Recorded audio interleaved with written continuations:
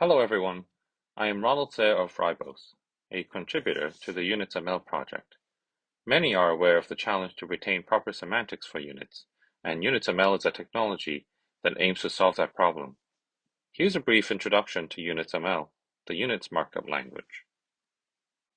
UnitsML is created to facilitate information processing of units for machine readability and understandability. This in turn allows for the validation of usage with units, quantities, and prefixes, as well as unit conversion and manipulation. This is a really cut-down version of the history of UnitsML, and UnitsML has received contributions from so many that the names cannot be fit here, so we're only including 3. In 1998, Frank Olkin and John McCarthy at the Berkeley Lab proposed using XML for encoding units.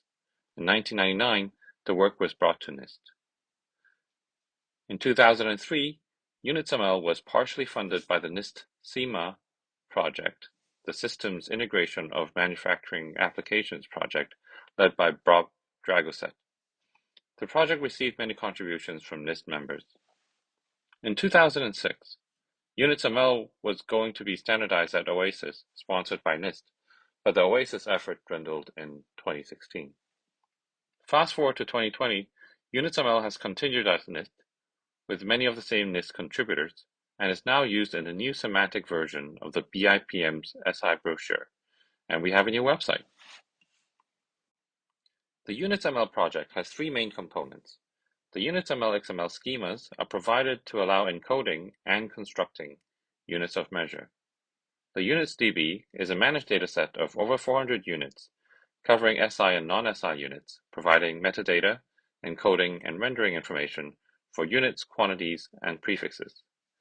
We also provide tools, such as UnitsML parsers and libraries. They allow for the rendering and manipulation of UnitsML.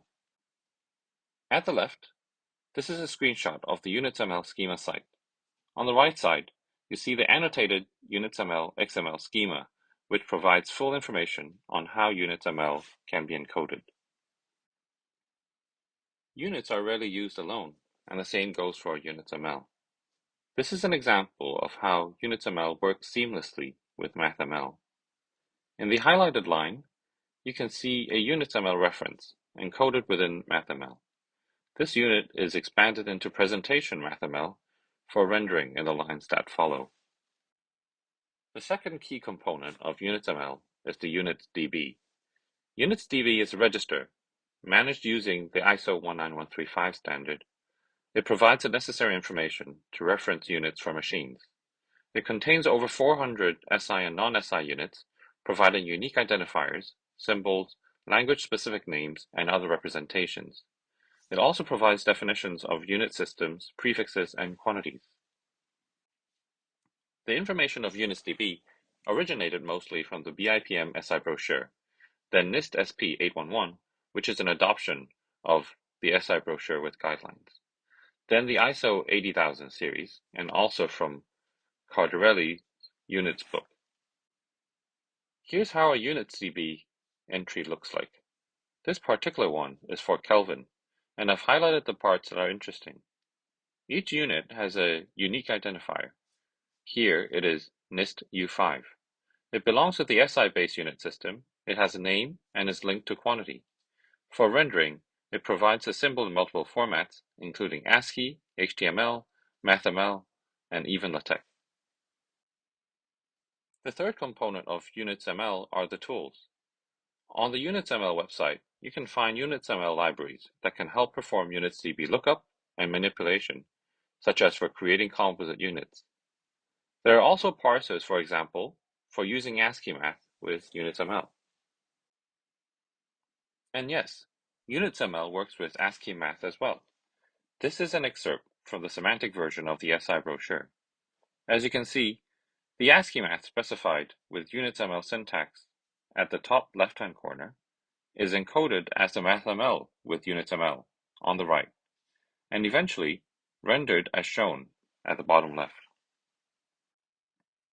So how does all this become useful? Here's a real-life example using the authoritative document for SI units, the SI brochure published by the BIPM. The BIPM is the international treaty organization established by the Meter Convention and the home of SI and UTC.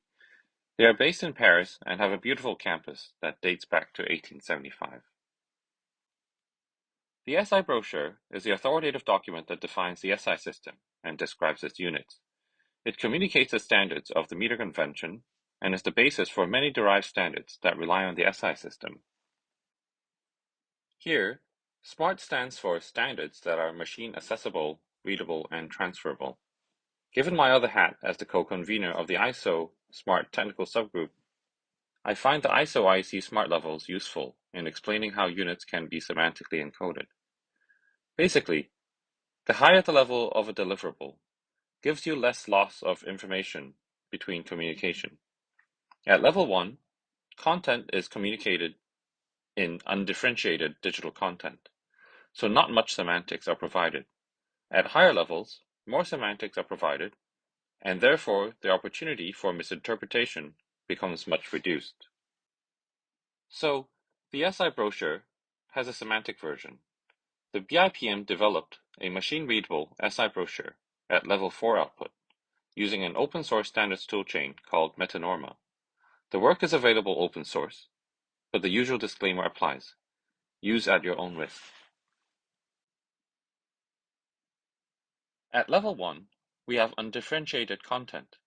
This red arrow points to a particular theta because that theta is a special character meant to be the bold mathematical theta, which has a sans serif appearance, which is not provided by Unicode.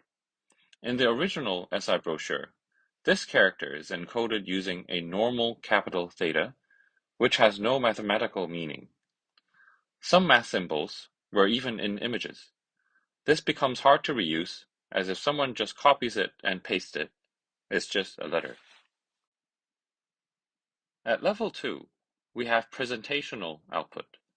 These units here are encoded as text, which is still the common way to encode them in Word. So while they do look right, they cannot be reused. Whoever uses them needs to re-implement the original semantics. At level 3, we have presentation with semantics, which is given here as presentation MathML. It communicates the presentation structure of the unit, but it is unclear what the J and S really stands for here.